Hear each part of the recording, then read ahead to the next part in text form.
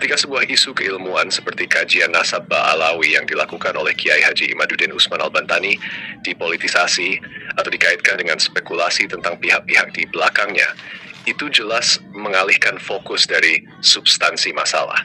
Seharusnya perdebatan tentang nasab dan kajian ilmiah ini didasarkan pada bukti dan argumen yang rasional, bukan asumsi atau dugaan tentang motif politik. Memang sangat disayangkan jika seorang Rois Am PBNU yang seharusnya memberikan teladan dalam hal kedalaman ilmu dan kebijaksanaan lebih mengedepankan spekulasi atau bahkan tuduhan yang tak berdasar.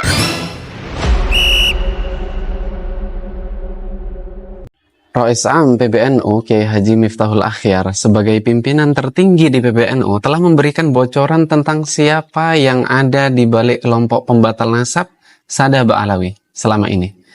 Yuk kita lihat lebih dalam. Masuk contoh rame-rame nasab barang kata nih loh. Ngawur mawon tiang-tiang nih. Hanya karena ingin di samping di belakangnya ada jeragane. Jeragane wonten. Jeragan sing ngoten niku sing nasab digawe ancur-ancuran. Bapak Kapolda Jawa Timur Tirta Pulo. Siapa jeragannya di belakang? Jenderal-jenderal. Itu kok untuk apa itu? Untuk mengacau atau untuk mengalihkan situasi keadaan? Jenderal-jenderal. Bone Polres Tilpuli.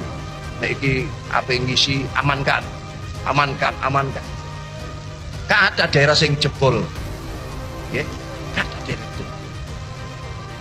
Jadi boten isu kalau di belakangnya itu ada jeragan, ada sing mendukung. Nggih mboten kepentingannya dek ini. Tadi Mister sudah dengar kan apa yang dikatakan oleh Rois Am PBNU terkait pernyataannya yang cukup kontroversi ya menurut saya. Oh, jadi yang Anda maksud adalah pernyataan dari Rois Am PBNU ya? Ya betul, pernyataan Rois Am PBNU yang menanggapi tentang polemik nasab ini dengan mengatakan bahwa di belakang polemik nasab ini ada bos yang mendekengi dari belakang gitu katanya. Jadi beliau menanggapi polemik nasab ini dengan mengatakan ada pihak-pihak tertentu yang mencoba mempengaruhi atau menarik-narik masalah ini dari belakang ya. Dan sepertinya ini bisa merujuk pada adanya pihak yang mungkin mencoba memanfaatkan isu ini untuk tujuan tertentu. Ya memang seperti itu sih kelihatannya. Tapi ini yang membuat saya heran, dong sekelas Rois Am bisa punya pernyataan seperti itu. Ini kan yang aneh sekali, Mister.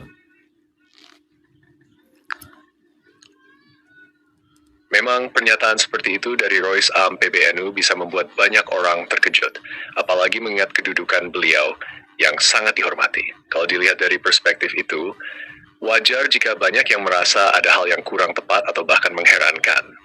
Terkadang pernyataan semacam ini bisa muncul karena ada tekanan politik atau situasi tertentu yang mempengaruhi pandangan seseorang. Jika seorang pemimpin besar dalam organisasi seperti Rois Am PBNU memiliki pandangan yang dianggap remeh terhadap kajian yang mendalam seperti Kiin, kitab-kitab ilmu dan nasab Islam Nusantara, tentu bisa membuat banyak orang merasa ada yang kurang bijak atau kurang berdasarkan kajian yang kuat. Pimpinan besar seharusnya menjadi contoh dalam menyikapi masalah dengan perspektif yang matang dan berbasis ilmu. Sepertinya ini memang soal ketidaksesuaian antara ekspektasi terhadap keilmuan dan sikap yang tampak dari pernyataan tersebut. Ahli tanda, apakah ini menandakan ada perbedaan besar dalam pemahaman atau kajian yang dilakukan dalam organisasi itu? Ya betul sekali. Jadi menurut saya pandangan Rois Am PBNU ini tidak substansial dan tidak objektif, bahkan mengandung spekulatif dan penuh asumsi. Bahkan kalau menurut saya itu mengandung fitnah. Memang, jika pandangan seperti itu keluar dari seorang pemimpin yang diharapkan memiliki pendekatan yang lebih rasional dan berbasis data atau kajian yang kuat, bisa sangat mengecewakan. Terlebih jika pernyataan tersebut terkesan spekulatif atau berlebihan tanpa bukti yang jelas.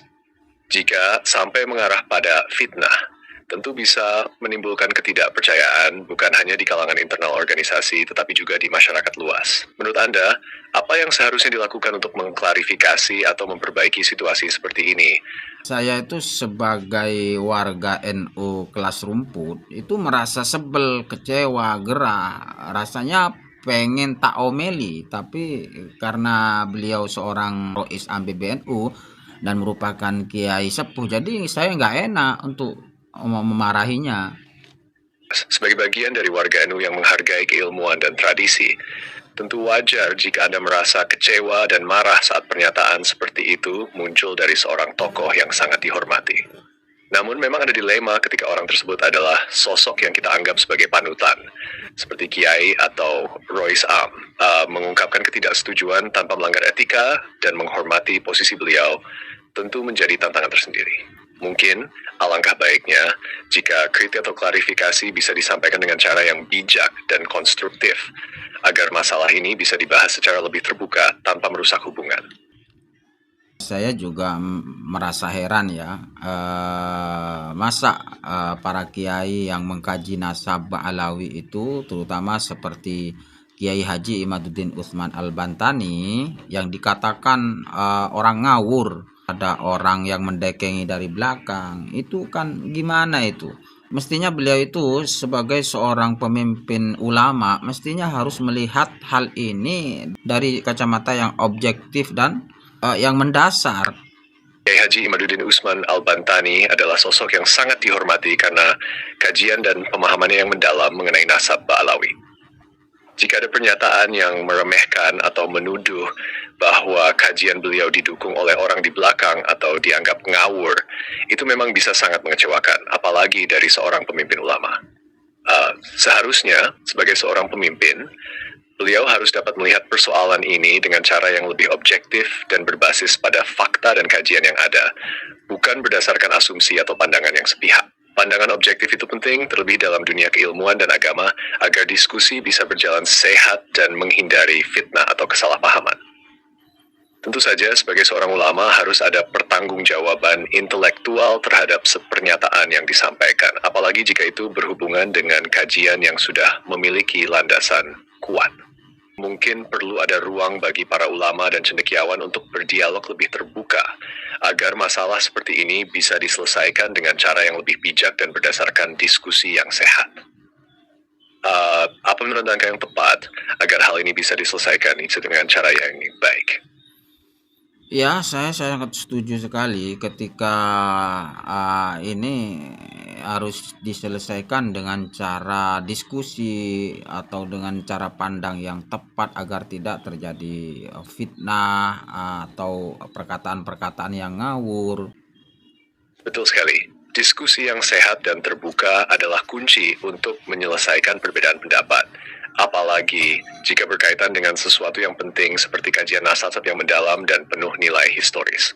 Dengan adanya dialog yang penuh penghargaan terhadap pendapat masing-masing, kita bisa menghindari fitnah atau ucapan yang tidak berdasar. Ini juga akan memperkuat pemahaman kita tentang sejarah dan tradisi tanpa merusak hubungan antar ulama dan jamaah. Itu saja, menjaga kehormatan dan kredibilitas para kiai, terutama yang memiliki pengaruh besar dalam masyarakat, sangat penting. Dalam konteks ini, pernyataan yang tanpa dasar atau yang terkesan meremehkan bisa menambah ketegangan yang tidak perlu. Mungkin melalui forum atau pertemuan antar ulama yang lebih terbuka bisa ditemukan titik tengah yang lebih konstruktif. Ya, saya menilainya juga begitu sih, bahwa apa yang dilakukan oleh Rois Am PBNU ini terkait tuduhan-tuduhannya kepada Kiai Imad itu sangat tidak mendasar sekali. Bahwa kemudian seorang Rois Am PBNU itu mengatakan bla bla bla, macam-macam, ada orang yang mendekeng dari belakang, orang yang membackup dari belakang. Itu semua tidak berdasarkan bukti. Ini masalah ranah keilmuan, bukan intrik politik. Kenapa harus ditanggapi indikasi-indikasinya? Kok tidak terhadap substansi dari apa yang dilakukan Kiai Imad, yaitu mengkaji nasab Alawi. Ketika sebuah isu keilmuan seperti kajian nasab Ba'alawi yang dilakukan oleh Kiai Haji Imaduddin Usman Al-Bantani dipolitisasi atau dikaitkan dengan spekulasi tentang pihak-pihak di belakangnya, itu jelas mengalihkan fokus dari substansi masalah. Seharusnya perdebatan tentang nasab dan kajian ilmiah ini didasarkan pada bukti dan argumen yang rasional, bukan asumsi atau dugaan tentang motif politik. Memang sangat disayangkan jika seorang Rois Am PBNU yang seharusnya memberikan teladan dalam hal kedalaman ilmu dan kebijaksanaan lebih mengedepankan spekulasi atau bahkan tuduhan yang tak berdasar. Ini seharusnya menjadi kesempatan untuk menggali lebih dalam tentang kajian nasab tersebut, bukan justru mengarah pada pertentangan yang lebih tidak produktif. Dalam hal ini, seharusnya kita bisa menghargai karya ilmiah yang dilakukan oleh Kiai Haji Imaduddin Usman Al-Bantani, yang tentunya bertujuan untuk memperjelas dan menjaga sejarah dan nasab secara lebih sahih, bukan malah disalahpahami atau dipertanyakan tanpa dasar yang jelas. Dengan cara ini, bisa terjalin diskusi yang lebih produktif dan jauh dari spekulasi atau intrik politik. Menurut Anda, langkah apa yang bisa diambil oleh para ulama atau pemimpin NU untuk memastikan bahwa fokus tetap pada kajian ilmiah yang objektif, bukan terjebak dalam isu yang lebih bernuansa politik atau fitnah? Ya, betul sekali. Jadi sekarang saya menjadi ragu terhadap kapabilitas Kiai Haji Miftahul Ahyar ini sebagai seorang pemimpin. Kalau memang dia tidak mampu untuk memimpin organisasi, ya langkah yang baik itu kalau menurut saya mengundurkan diri dari kepemimpinannya. I think lives we wait. Sebagai seorang pemimpin, terutama dalam organisasi sebesar NU, harapan terhadap kapasitas dan kebijaksanaan dalam menghadapi masalah yang ada sangatlah besar. Jika seorang pemimpin tampaknya gagal untuk menjaga objektivitas dan mengedepankan diskusi ilmiah yang sehat, atau jika lebih banyak mengarah pada asumsi dan tuduhan tanpa dasar, tentu ini bisa menimbulkan keraguan tentang kepemimpinan mereka. Namun, mengundurkan diri adalah langkah yang besar dan seringkali menjadi pilihan terakhir. Mungkin lebih baik jika ada mekanisme internal dalam organisasi untuk melakukan evaluasi atau perbaikan kepemimpinan melalui dialog terbuka, agar situasi ini bisa diselesaikan dengan cara yang lebih konstruktif. Setiap pemimpin, termasuk Kiai Haji Miftahul Ahyar, tentu bisa belajar dan berkembang, dan terkadang kritik yang membangun adalah bagian dari proses tersebut. Bagaimana menurut Anda? Apakah NU seharusnya memiliki suatu proses evaluasi kepemimpinan yang lebih terbuka dan transparan agar hal seperti ini tidak terus terulang? Kayaknya betul sekali. Bahkan kalau menurut saya itu Kiai Haji Miftahul Ahyar ini ya secepatnya mengundurkan diri lah. Jadi kalau Mister gimana? Apa setuju nggak kalau Kiai Miftahul Ahyar ini mengundurkan diri dari Rois Am PBNU? Saya membesar mais Anda yang cukup mendalam terhadap situasi ini. Ketika seorang pemimpin organisasi besar seperti NU tidak memenuhi ekspektasi atau bahkan terkesan gagal dalam menyelesaikan masalah secara bijak, perasaan kecewa dan rasa ragu terhadap kapasitas mereka bisa sangat kuat. Namun, dalam konteks organisasi sebesar NU, pengunduran diri Kiai Haji Miftahul Ahyar tentu akan menjadi langkah besar dan memiliki dampak yang luas. Keputusan seperti itu harus dipertimbangkan dengan sangat hati-hati karena menyangkut stabilitas dan arah organisasi. Penting juga untuk diingat bahwa dalam organisasi keagamaan sebesar NU, seharusnya ada proses internal yang memungkinkan pemimpin untuk dievaluasi dan diawasi oleh sesama ulama atau pengurus lainnya. Hal ini bisa memastikan bahwa kepemimpinan tetap berjalan dengan baik dan sesuai dengan prinsip keilmuan yang sudah lama dipegang oleh NU. Namun, jika memang banyak suara yang merasa bahwa perubahan perlu terjadi demi kebaikan organisasi, mungkin sudah saatnya bagi para pengurus dan ulama untuk melakukan evaluasi internal atau bahkan mencari solusi yang lebih baik untuk menjaga keberlangsungan dan kesatuan organisasi. Menurut Anda, apakah langkah untuk memperbaiki situasi ini lebih baik dilakukan lewat dialog internal atau justru dengan langkah yang lebih tegas seperti pengunduran diri tersebut? Namun, jika memang terjadi kebuntuan dalam kepemimpinan dan tidak ada solusi yang konstruktif, pengunduran diri seorang pemimpin bisa menjadi pilihan yang lebih baik, karena ini membuka ruang untuk perubahan yang lebih positif tanpa merusak keutuhan organisasi. Di sisi lain, jika ada perpecahan dalam organisasi, meskipun itu bisa menghasilkan perubahan, tetapi perpecahan seperti itu bisa merugikan banyak pihak dan menciptakan ketegangan yang lebih dalam jangka panjang. Oleh karena itu, menurut saya lebih bijak jika langkah pertama yang diambil adalah mendorong perbaikan kepemimpinan melalui evaluasi atau pengunduran diri dari posisi kepemimpinan jika itu dianggap perlu. Tentunya yang paling penting adalah menjaga persatuan dan tujuan besar NU sebagai organisasi keagamaan yang memegang teguh prinsip-prinsip Islam, bukan hanya masalah internal semata. Jadi saya lebih cenderung kepada pengunduran diri sebagai langkah yang lebih baik untuk memastikan kelangsungan organisasi dalam arah yang lebih positif.